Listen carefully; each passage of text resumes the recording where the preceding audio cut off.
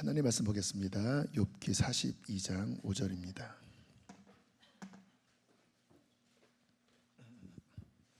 우리 한 목소리로 읽겠습니다. 시작.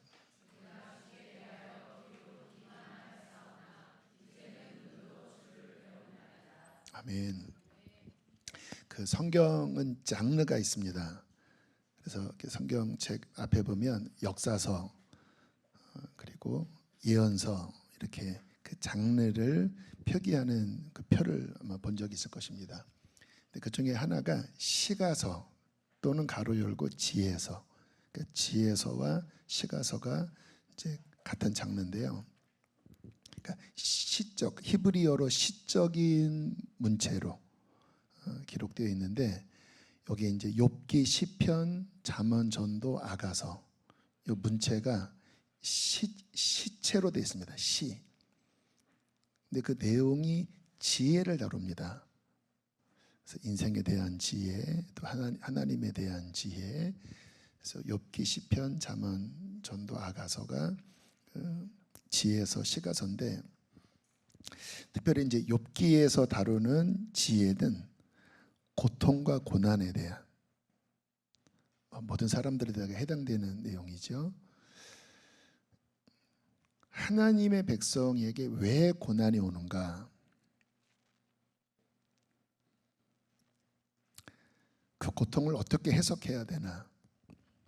특별히 나는 별로 죄가 없는 것 같은데 왜 이런 고통이 닥치는가? 이게 이제 욥기 지혜서, 시가서에 나오는 주제입니다. 뭐 아시는 것처럼 이 고통과 고난은 누구도 예외가 없죠. 그 국가수에서 일하는 그 분의 이야기가 되게 귀에 들어왔는데 그런 말을 하더라고요. 매일 시체를 해부하고 사건 또 사고를 접하면서 죽음은 생각보다 가까운 겁니다라는 이야기를 하더라고요. 죽음, 사고는 여러분들이 생각한 것처럼 멀리 있는 게 아니래요. 많은 사람들이 멀리 있다고 생각을 해서 부주의하다가 갑자기 닥치면 그게 본인의 이야기가 된다고. 네, 뭐 정말 예기치 않은 그런 일이 나 자신에게 또 우리 자녀에게 또 가족에게 또 우리 주변 사람에게 생길 때 그 고통을 어떻게 대해야 하는가에 대한 지혜가 담겨져 있습니다. 근데 저는 욥기를 보면서 참 놀라운 게 너무 깊어요. 이게 지난주에 말씀드린 것처럼 그 시대 배경이 아브라함 전이거든요. 족장 시대입니다. 아브라함 전, 성경도 없던 시절, 교회도 없던 시절. 근데 그들이 나누는 대화를 보면 굉장히 지혜롭고 우리가 봐도 뭔가 이해가 안 되는 어떤 깊은 이야기들을 쏟아내고 있습니다.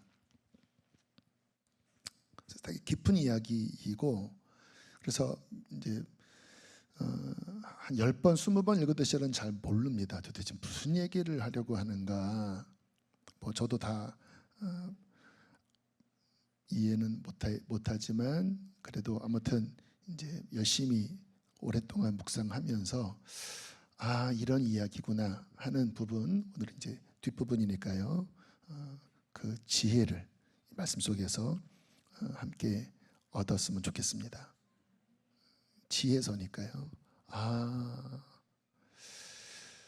물론 욥 가운데 또 친구들 가운데 뭐 이런 실수도 저런 실수도 있지만 다 그게 우리 얘기니까 그 속에서 하나님이 무슨 말씀을 하려고 하셨는지, 하나님이 무슨 교훈을 하고 싶으셨는지, 또 지난주에 드린 말씀처럼 하나님 본인이 주체적으로 고난, 시험을 주신 건 아니죠. 사탄이 그렇게 막 하나님을 막 부추겼는데, 그러니까 사탄이 그 짓을 한 원인 제공자지만 하나님의 크신 뜻 가운데 그분의 영원하신 뜻과 주권 속에서 욥에게 그 시험을 허락하신 것이죠. 이 부분도 잘 우리가 분별을 해야 합니다. 하나님의 주권과 하나님의 뜻 속에서 허락하셨다면 그 목적은 선한 것입니다. 그거를 믿으셔야 되는 거예요. 사탄은 죽이려고 하는 거죠. 너 이 시험 속에서 네가 파탄나고 네가 망가지고, 그게 사탄의 목적이라면 하나님이 허락하신 이유는 그의 선하신 뜻 때문에 허락하셨습니다. 그걸 신뢰하셔야 돼요. 그리고 또 하나는 하나님이 욥을 믿으셨던 것 같아요. 우리도 그렇잖아요. 뭔가 믿을 만한 사람에게 뭔가 테스트도 하고 어떤 어려운 것도 맡기잖아요.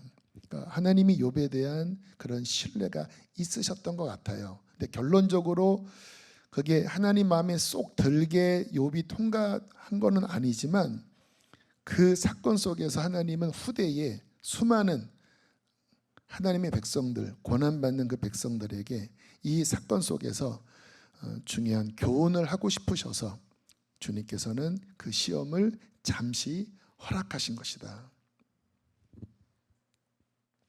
그래서 우리가 욥기를 통해서 그 지혜를 함께 배워봤으면 좋겠습니다. 자, 29장, 욥기 29장부터 31장에 보면 욥이 어떻게 살았는지, 이제 새 친구들과 9번의 대화를 마치고 이제 본인이 어떻게 살았는지를 쭉 진술하는 내용이 나오는데, 이게 정말 대단합니다. 그러니까 이 당시에, 지금도 이러한 도덕성은 우리 가운데도 찾기 힘들어요. 근데 그 당시에 성경도 없던 그 시대에 욥이 시인하는 본인의 삶에 대한 그런 진술은, 야, 진짜 동방의 유일한 의인이라 칭할 정도로 지금 누구와 견주어도 결코 떨어지지 않을 장애인들, 가난한 자들 성실하게 도왔습니다. 누가 배 고르면, 또 누가 빚 때문에 시달리면 본인 안에 있는 재정으로 성실하게 도왔어요. 그리고 자신의 종들에게조차도 함부로 하지 않았다, 그렇게 고백을 합니다. 그 당시에는 종을 죽일 수도 있는 시절 아닙니까? 그런데 종조차도 하나님의 형상으로 지음 받았기 때문에 억울하게 대하지 않겠다. 요즘 인권 하는데 진정한 인권가지요. 정말 그 사람들 안에 있는 어떠한 존중이 여기는 것들을 존중히 여기고, 또 많은 부와 권위를 가졌거든요. 그러니까 아마 욥은 족장급이었을 거예요. 그 족장 시대인데 굉장한 그 유지, 그냥 보통 유지가 아니라 엄청난 권위를 갖고 부를 가진, 그런데도 정결하게 살았습니다. 정결하게, 깨끗하게. 그리고 돈이 많아도 돈 의지하지 않고 하나님을 의지하면서, 또 맨 마지막에 보면요, 꼭 산상수훈에 나오는 말씀 같은 고백도 해요. 욥기 31장 29절 30절 읽겠습니다. 시작.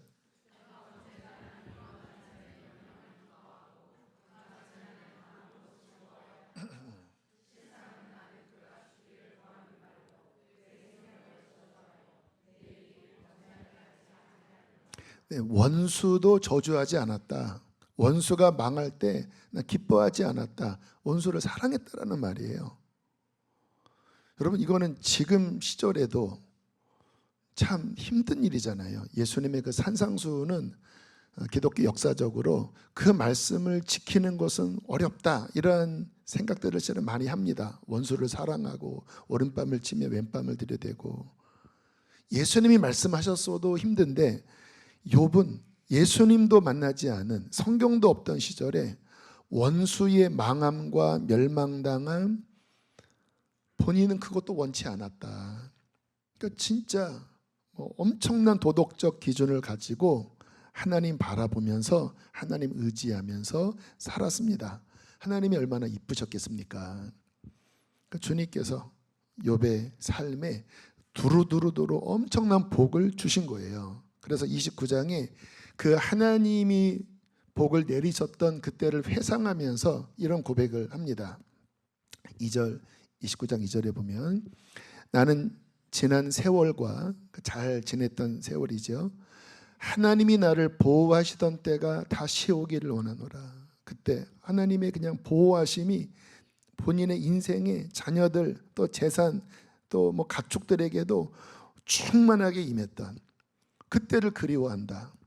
그때에는 그의 등불이 내 머리에 비추었고 하나님의 어떤 지혜와 하나님의 임재가 자신에게 함께 있었다라는 거예요. 내가 그의 빛을 힘입어 암흑에서도 걸어 다녔느니라. 내가 원기왕성하던 날 건강했다라는 거지요. 그때처럼 다시 지내기를 원한다. 그때에는 하나님이 내 장막에 기름을 발라주셨도다. 하는 일마다 잘 됐다라는 거예요.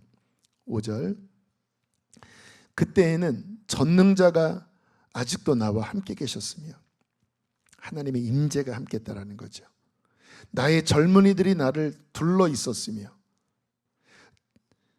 저주로 내 발자취를 씻으며 바위가 나를 위하여 기름 시내를 쏟아냈으며 그때에는 내가 나가서 성문에 이르기도 하며 내 자리를 거기에 마련하기도 하였노니라. 뭐냐면 그냥 본인의 손만 대면 다 뭐 대박이라는 거지요. 막 소들이 또 염소들이 양들이 새끼를 낳고 막 젖이 흐르고 막 올리브유가 막 그냥 막 계속 기름을 짜내고 성문은 성경의 성문은요 지도자들이 있는 곳입니다. 지도자들. 그러니까 성문 앞에 있었다 하면 지도자급이에요.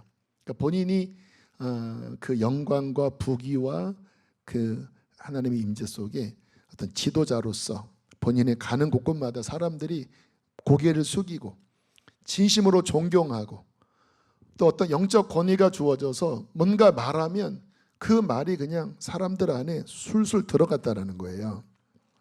그러니까 정말 복되게 살았죠. 하루아침에 다 날아가 버린 거예요. 하나님의 임재도 떠나고 자녀도 다 죽고 재산도 다 날아가고 본인은 완전 시궁창에 들어간 형국으로 온몸에 구더기가 기어다니고 친구들은 와서 막 조롱하고 네가 죄져서 그렇지 막 그렇게 정죄하고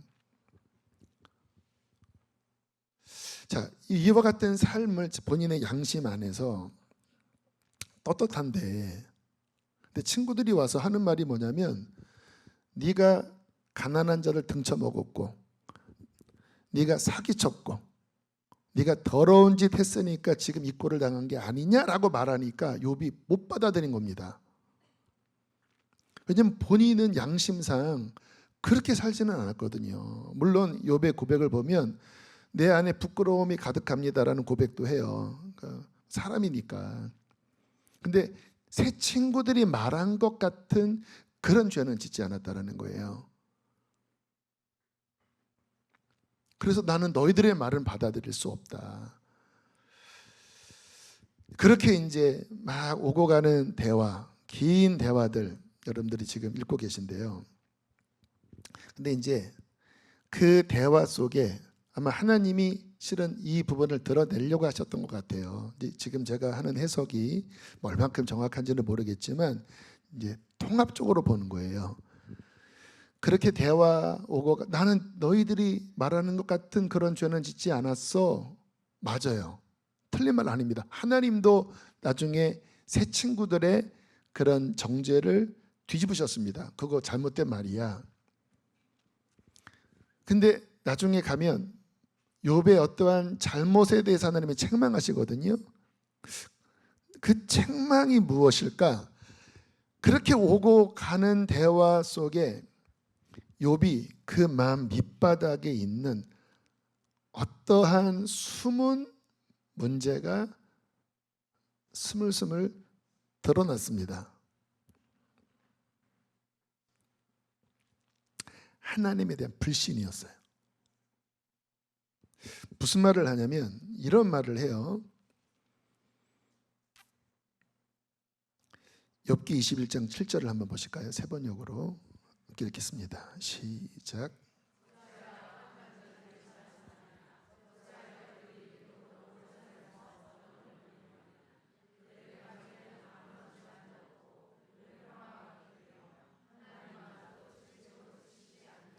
제가 굉장히 좀 뒤에까지 말을 하는데 축약을 했는데요.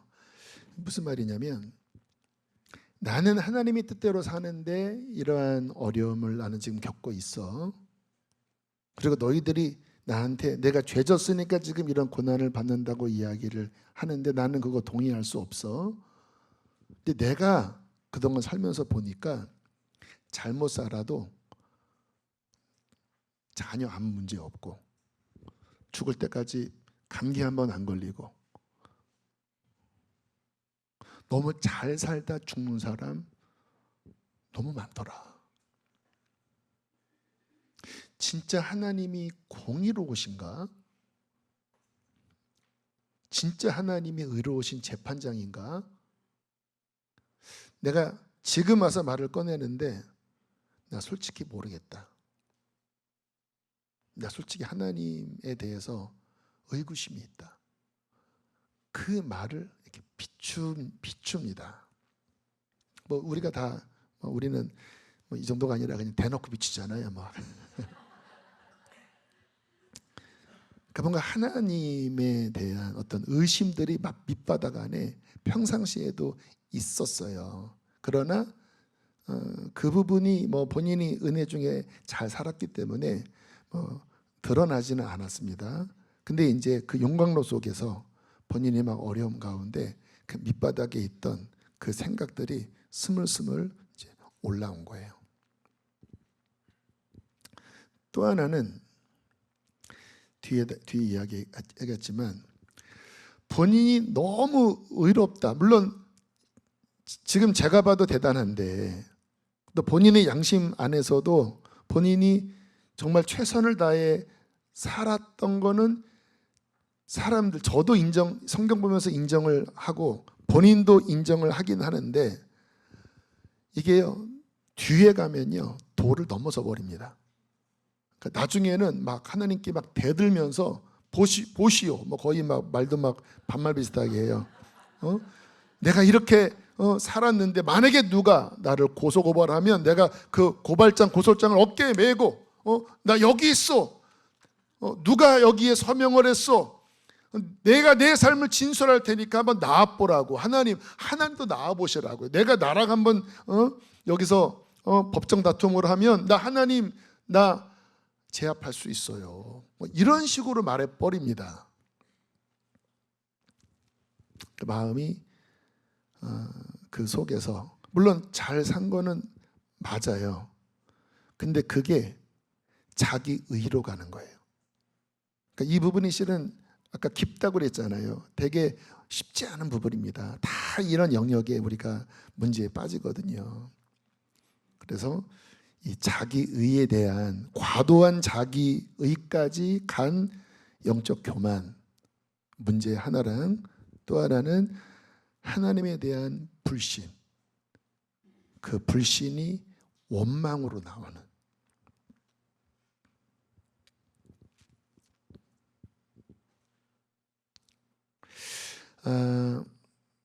네, 여긴 적은 내용이 있는데요. 지나가겠습니다. 자, 이제 욥이 자신의 의로움을 이제 다 이야기하고 욥의 말이 이제 그칩니다. 그리고 누가 등장하죠? 엘리후라고 하는 그 새 친구 아마 성경 보니까 초기부터 같이 있었던 것 같아요. 근데 이제 나이가 좀 연소해서 뒤에 물러나 앉아 있다가 이제 모든 대화가 끝났을 때 엘리후가 등장하면서 책망을 합니다. 새 친구도 책망하고 욥도 책망하고.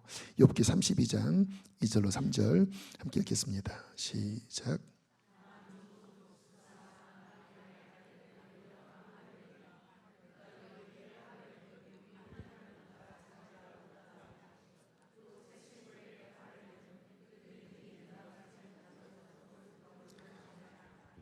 정확하게 짚죠. 자기가 하나님보다 의롭다. 자기의.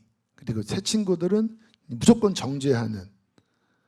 그리고는 이제 욥에게 이제 막 이렇게 책망하는 말을 하는데 여러분 이 엘리후의 책망에 대해서는 하나님이 인정하십니다. 또 그 38장부터 이제 하나님이 등장하시는데 이 엘리후의 결과 하나님이 말씀하시는 결이 똑같아요. 그러니까 일종의 엘리야는 세례 요한 같아요. 그러니까 하나님이 오시기 전에 미리 이제 하나님이 하실 말씀을 쭉 길을 깔고 하나님이 직접 오셔서 이제 또 본론을 말씀하시는. 그럼 우리가 보면 헷갈릴 수 있습니다. 새 친구들도 정죄했고 엘리후도 정죄했는데 새 친구들의 말은 하나님이 부정하시고 엘리후는 인정하셨거든요. 욥도 그래요. 새 친구가 말할 때는 막 거절했습니다. 근데 엘리후가 말하니까 고개를 푹 숙이고 받아들였어요. 뭐가 차이일까요? 굉장히 중요한 부분입니다. 우리가 우리 자신을 생각할 때, 또 우리가 다른 사람들의 어떠한 부분을 또 권면을 할 때 핵심적인 부분이에요. 왜 엘리후의 말은 먹혔을까요? 왜 엘리후의 말은 하나님께서 인정하셨을까요? 엘리후는요, 하나님의 마음으로 이야기한 거예요. 하나님의 관점으로 이야기한 거예요. 그래서 이 세 친구들은 말하는 뉘앙스를 보면 나는 이런 걸 아는데, 내가 아는데, 내가 이런 거 배웠는데 욥, 내 지식으로 판단하니까 지금 네가 겪은 일은 분명히 저주받은 거야. 그 원인은 죄 때문이지. 나는 이러한 연구를 했는데 네가 이렇게 하면 너는 잘 될 거야. 자기 관점과 자기 지식으로 이야기를 합니다. 근데 이 엘리후는요, 그 마음 안에 하나님의 깊은 감동 속에 하나님의 마음으로 나의 어떠한 생각보다는 너 우리 하나님이 어떤 분인지 알아?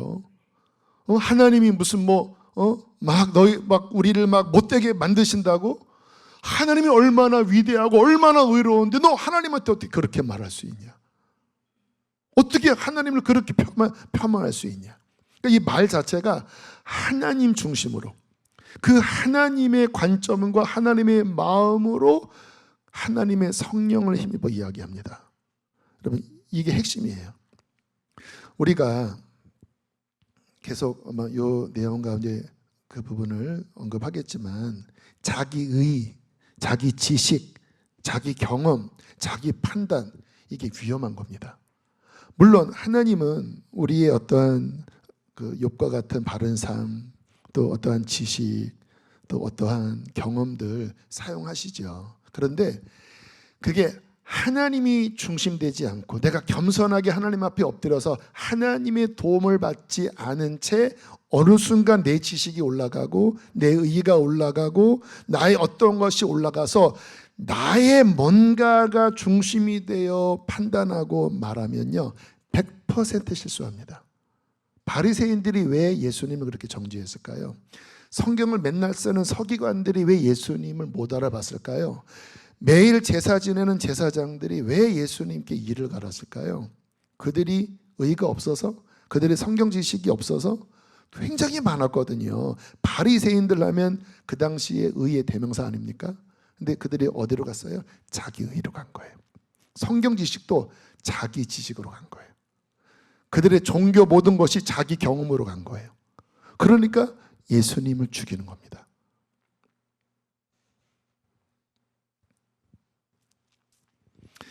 그래서 하나님 우리가 겸손하기를 원하십니다. 그런 면에서 사도 바울과 이 욥을 비교해 보면, 사도 바울 대단한 분이잖아요. 근데 바울이 갈수록 어떤 고백을 하는지 고린도전서 15장 9절로 10절 함께 읽겠습니다. 시작.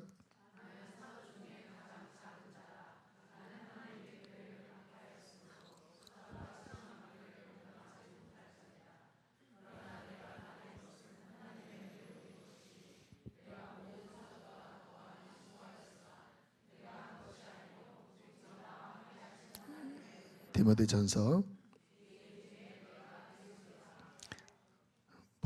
보이시나요? 나 사도라 칭함받을 자격이 없습니다. 대단한 사도입니다. 오히려 예수님을 육신으로 함께했던 12사도보다 훨씬 더 희생을 하는 사람이에요. 근데 본인은 자격이 없다. 또 내가 많은 고초도 겪고 또 하나님의 나라의 확장에 크게 쓰임 받았지만 내가 한 것 아니라 하나님의 은혜다. 그리고 마지막에 뭐라고 고백해요? 나는 죄인 중에 괴수다. 나는 죄인 중에 괴수다. 이게 그 인생 후반부에 하는 고백이거든요. 디모데 후서 쓰고 죽었잖아요. 하나님은 겸손한 자에게 은혜를 베푸십니다. 마음을 낮추는 거예요. 그래서 사도 바울의 고백에 이와 같은 내적인 싸움이 계속 실은 바울의 고백 속에 있어요. 겸손하려고 하는, 내가 온전히 이루었다 함도 아니요 붙잡았다 함도 아니라 내가 오직 그것을 잡으려고 나는 달려간다. 계속 나는 부족합니다. 섰다 하는 자는 넘어질까 조심해라. 지식은 교만하게 하고 사랑은 덕을 세우니 뭔가 안다라고 하는 거 이거 자랑하지 말아라. 여러분, 우리가 하나님 앞에 겸손한 마음을 가져야 안전합니다. 겸손할 때 은혜가 임해요. 그런데요, 저를 비롯해서 모든 사람들 이 엑스레이 빛 앞에 비추셔야 돼요. 우리가 좀 열심히 하면, 우리 하나님은 은혜로우셔서 우리가 죄인인데 은혜로 구원받았잖아요. 근데 좀 열심히 기도하면, 좀 열심히 성경 보면, 또 뭔가 하나님의 어떤 그런 은사를 누리면 뭔가 나타나요. 또 뭔가 하나님의 그 영광스러운 뭔가가 우리의 삶에 부어져요. 하나님이 은혜로운 분이시니까. 그리고 우리가 이제 하나님을 막 사모하는 마음으로 하나님의 뜻대로 살고 싶으면 도덕적 기준도 올라가요. 이렇게 살아야 한다. 근데 이때 항상 우리 마음 밑바닥에 놓지 말아야 될 것은 뭐냐면, 주님, 저는 죄인입니다. 저는 죄인이었습니다. 하나님의 은혜로 제가 값없이 용서받아 그 은혜로 제가 이와 같은 것들을 누리고 있는 것입니다. 지금도 한순간도 주님이 나를 붙잡지 않으시면, 주님이 한순간이라도 나를 놓으시면 저는 나락으로 떨어지는 자입니다. 하나님, 저는 죄인 중에 괴수입니다. 하나님, 저는 부족합니다. 하나님, 저는 부족합니다. 이게 밑바닥에 늘 깔려 있어야 안전하지, 어느 순간에 그와 같은 겸손한 의식, 죄인된 의식, 피조물의 그러한 자금에 대한 마음이 어느덧 다 사라지고 본인이 으쓱으쓱 나는 이런 사람이고, 나는 이런 것도 알고, 나 이런 것도 했고, 나는 뭐 이렇게 나가 올라가는 순간 정확하게 욥의 그 문제 속으로 들어갑니다. 그러면 막 마음 안에 막 분노, 마음 안에 막 낭망, 마음 안에 막 온갖 막 그 종교적인데 이게 예수님의 마음이 아니라 뭔가 육신적인 이런 게 막 뒤섞인 바리새인과 같은 그러한 모습들이 열심히 믿으려고 하는 의로운 사람, 성경을 많이 아는 사람들에게 이와 같은 현상이 나타나요. 아이러니한 겁니다. 근데 원인이 뭐예요? 겸손하지 않아서 그래요. 본인의 실체를 몰라서 그래요. 그래서 이 욥기에서 배워야 될 중요한 부분이 실은 이 부분입니다. 네가 누구인지를 알아야 한다. 자, 욥기 33장 8절로 12절 함께 읽겠습니다. 엘루의 말입니다. 시작.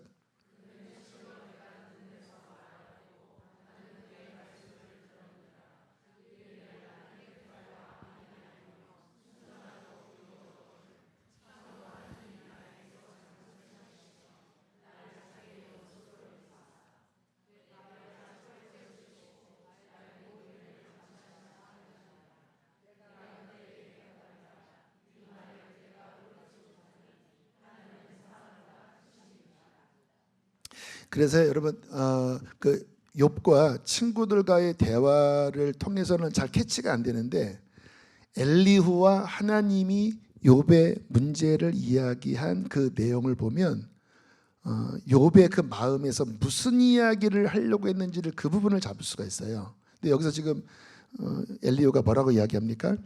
나는 깨끗하여 악인이 아니고 순전하고 불의도 없는데 나같이 무죄한 자를 참으로 하나님이 잘못을 찾아내시려고 나를 자기의 원수로 여기사 내 발을 질병의 착고에 채우시고 내 모든 일을 감시했어.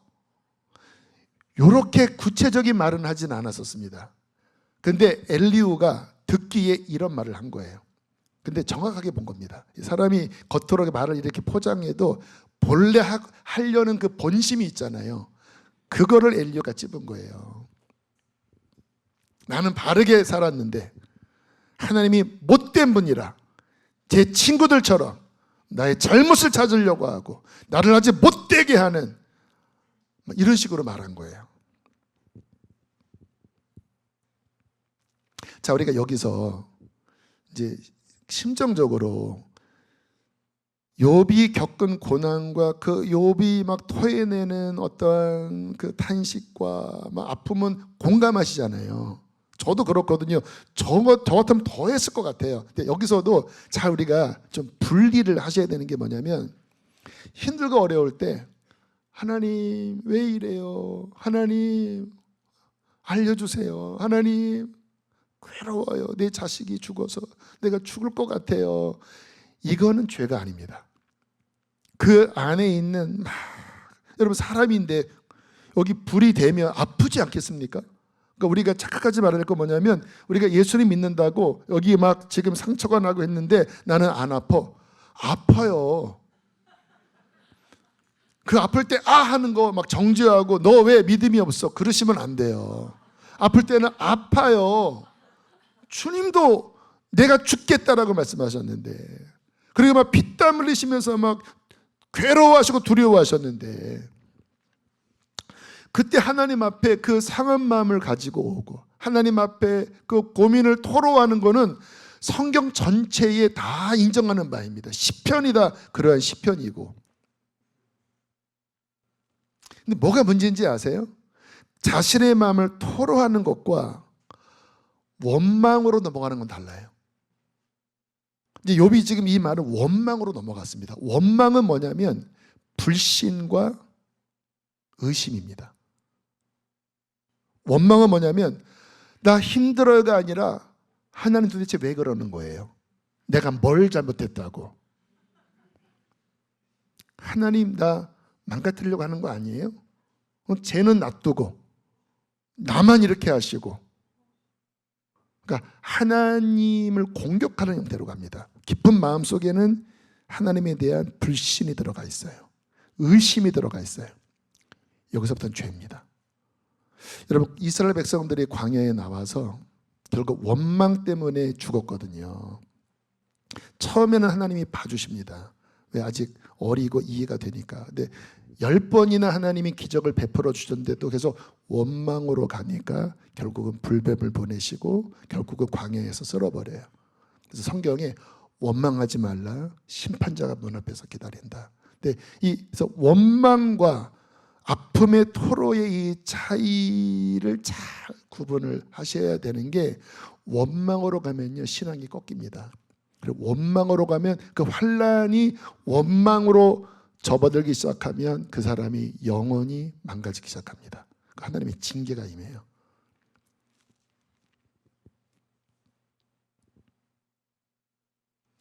그러면 하나님은 욥이 어떻게 하기를 바라셨을까?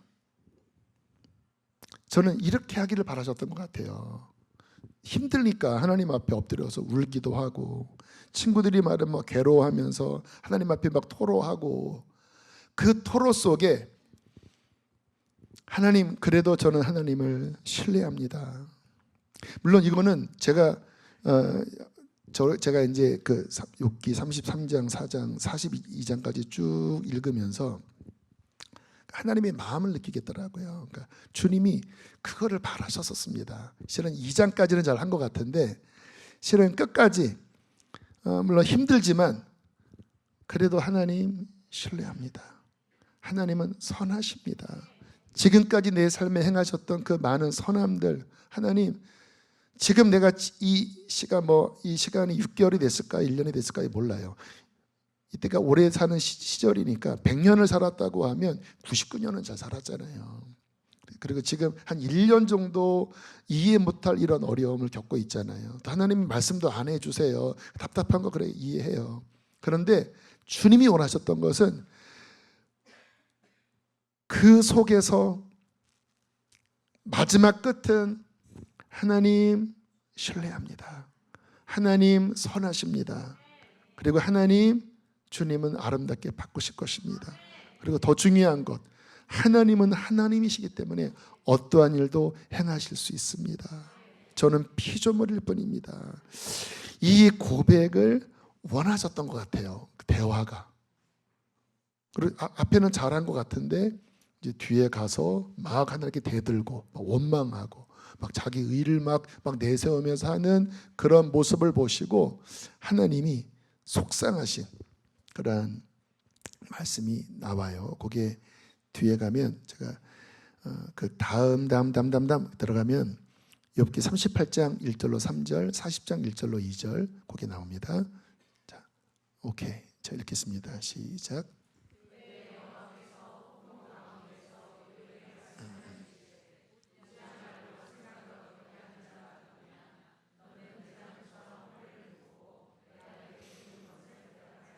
(40장)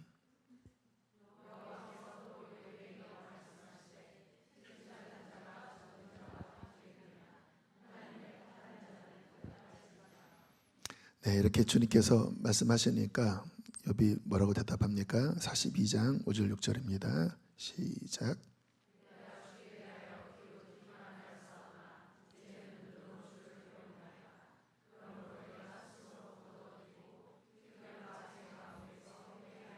네, 2절 3절 그 다음 번도요. 시작.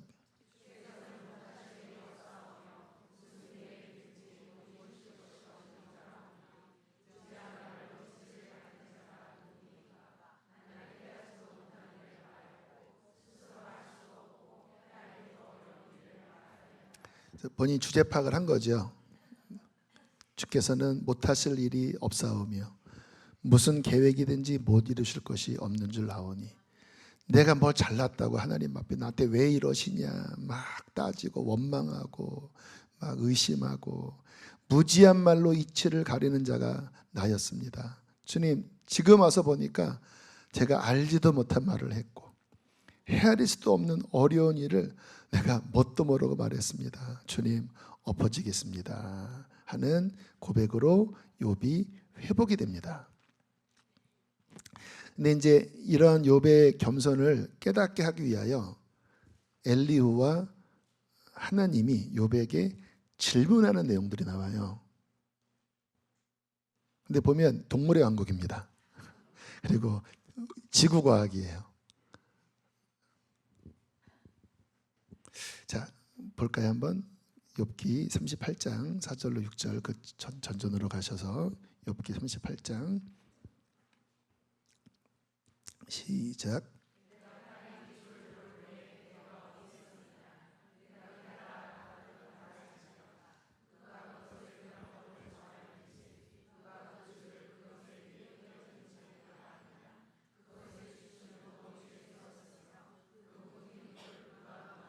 지금 놔두세요. 야, 지금 이 우주가 이렇게 유지되고 있는데 너 이게 어떻게 만들어졌는지 알아?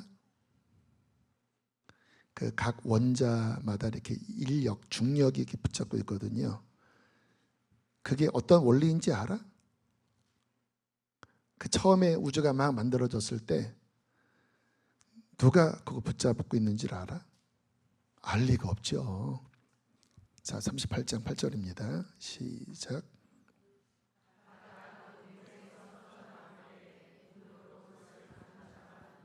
자, 그래 물이 만들어졌어. 내가 만들었어.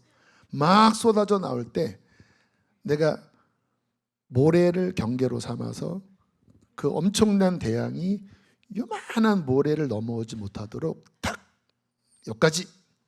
여러분 만약에 물이 지구가 막 돌면서 흔들 때 이게 출렁출렁해서 막 한반도 땅 반으로 덮었다가 충분히 그럴 수 있잖아요. 여기도 이렇게 막 많이 흔들리는데 지구에 물이 엄청난데 막 돌면서 도는데 해안가 이거 못 넘거든요. 누가 가둬놓는지 알아? 알 리가 있나요? 욥기 38장 26절 29절 시작.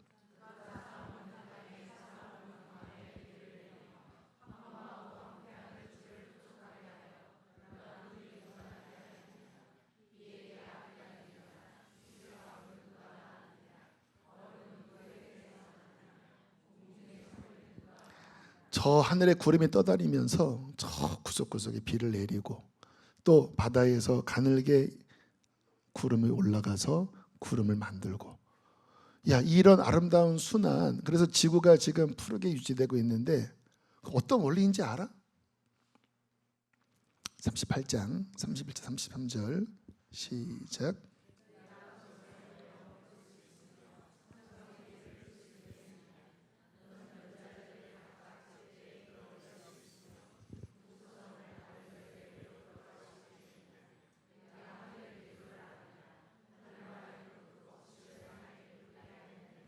어릴 때 북두칠성 보셨죠? 그게 왜 이렇게 7개인지 알아? 삼성, 오리온 왜 저렇게 연결되어 있는지 알아? 알 리가 없죠. 그리고 동물의 왕국입니다. 너 타조가 그렇게 빨리 뛰는 거, 엄청 빨리 뛰는 거, 날지도 못하면서 누가 그렇게 했는지 알아? 야, 말이 여기 갈기 멋진 이 머플러 하나 메고 전쟁이 일어나서 막 창이 날라와도 힝 하면서, 성경에 힝이라고 나옵니다. 힝거리면서 두려워하지 않고 막 달려가는 그 심장을 누가 준지 알아? 그러면서 베헤못, 그러니까 그 당시에 아마 지금은 멸종된 어마어마한 어떠한 그 공룡 종류가 있었습니다. 그래서 바다에는 리워야단이고요, 엄청난 공룡 같은 거고, 또 육지에는 풀 먹는 하마인데 지금의 이런 히포가 아니라 그 당시에 있는 육중한, 야, 저 베헤못, 저 리워야단, 엄청난 그들의 갑옷, 그들의 어떠한 능력, 누가 만들었는지 알아? 왜 이렇게 말씀하는지 아세요? 그동안 욥이 난 이렇게 살았고 난 이런 것들도 알고, 막 새 친구가 뭐 안다 그러면 한마디 하면 3마디 너만 아냐, 나는 이걸 안다 하면서 막 쪼로로 막 설명하면서 다 눌러버렸거든요. 근데 하나님이 오셔서 요만한 거 하나, 숱하게 슬기 벼슬 하나는 너 알아? 했더니 진짜 알긴 뭘 알아요, 깡통이지. 그리고 하나님의 크심 앞에 본인이 알 수도 없는 말을 내뱉었고, 뭐 조금 이렇게 의롭게 살았다고 하는 그것을 가지고 그 하나님의 선하심을 막 재단하면서 막 하나님을 막 흠집내고, 그리고 나에게 왜 이런 걸 했냐고 막 원망불평하고 했던 본인의 그 입술에서 나왔던 그 말들이 하나님 앞에 쓰잘데기 없는 말일 뿐만 아니라 죄라는 것을 깨닫고 하나님 앞에 엎어져서 했던 그 고백이 좀 전에 읽었던 그 고백인 거예요. 내가 스스로 거두어드리고 틀끌과 제 가운데 회개하나이다. 무지한 말로 이치를 가리는 자가 바로 저였습니다. 하나님은 무슨 계획이든지 못 이루실 것이 없는 주권자이십니다. 저는 한낱 먼지 봐도 못한 피조물인데 내가 뭐 잘났다고 하나님, 주님 엎드립니다. 그렇게 욥이 이 불같은 시험 속에서 자신의 깊은 내면에 있는 교만과 의심을 하나님이 아마 이거 드러내시려고 하셨던 것 같아요. 그리고 하나님은 욥을 정결케 하십니다. 이게 하나님의 아름다운 결말이에요. 여러분, 이 시간은 긴 시간 아닙니다. 이 고난의 시간은 짧은 시간이었습니다. 이 시간 지나고 주님은 욥을 정결케 하셨습니다. 그리고 하나님을 온전히 신뢰하게 하셨어요. 아까 욥을 통해서 배우자고 했죠. 이겁니다, 여러분. 그 고난을 통과하면서 드러내지고, 그리고 정결케 되고, 겸손을 배우고 하나님을 더 신뢰하는 거예요. 하나님이 주권자입니다. 하나님 당신은 선하십니다. 그리고 욥기 42장 10절에 보면 이제 주님이 하나하나 다시 회복시키시죠. 10절 함께 읽어보실까요? 42장 10절 시작.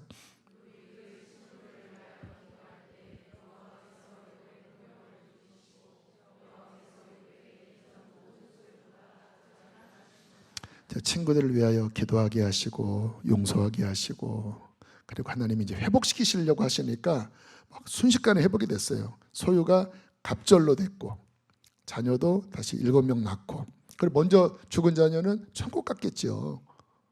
주님은 뭐 그냥 한번 이렇게 막 한번 내가 막 장난치듯이 그렇게 막 죽이시고 그렇지 않잖아요. 주님이 영원한 뜻 가운데 허락하신 건데 더 좋은 천국 갔겠죠. 그리고 욥은 이제 모든 것이 회복되어 아름다운 결말, 자비한 결말 가운데로 들어갔거든요. 그러니까 이거를 보라는 거예요. 인생의 한 단면에 그때 막 이해가 안 되고 막 정말 힘들 때 그 시각으로 막 의심하고 불평하면 여러분 내내 못 벗어나거든요. 자, 야고보서 5장 11절 욥을 이제 신약에서 이제 결론을 이렇게 짚니다. 함께 읽겠습니다. 시작.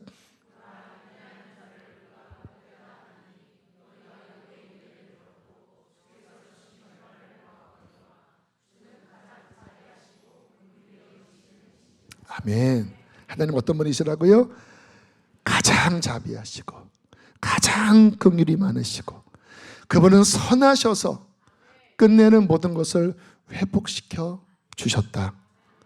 우리도 뭐 이 땅에서 회복이 돼도 감사하지만 안 되면 주님 나라 가면 완전한 회복이 되는 거잖아요. 이게 결론이라는 거예요. 그러니까 하나님은 이거를 조금만 더 참고 그리고 정말 신뢰했다면, 근데 저는 실패도 나쁘지 않다고 생각해요. 왜냐면 너나 나나 동질감이 느껴지잖아요. 자, 그리고 이제 140년을 더 살았습니다. 어떻게 살았을까요? 욥이 또 하나님 더 정결케 되어서 더 거룩하게 살았겠죠. 사람들이 뭐라고 했을까요? 욥 당신은 정말 의로운 사람이군요. 그럼 뭐라고 대답했을까요? 아닙니다. 저는 죄인입니다. 본인이 했던 그 사진 찍힌 거 있잖아요. 이렇게 저는 하나님의 은혜로 지금 서 있을 뿐입니다. 이게 정답이죠. 누가 어려움 당하면서 어려움 당하면 어떻게 할까요? 본인 겪어봤으니까 함께 마음 아파했겠죠. 당신의 마음을 이해합니다.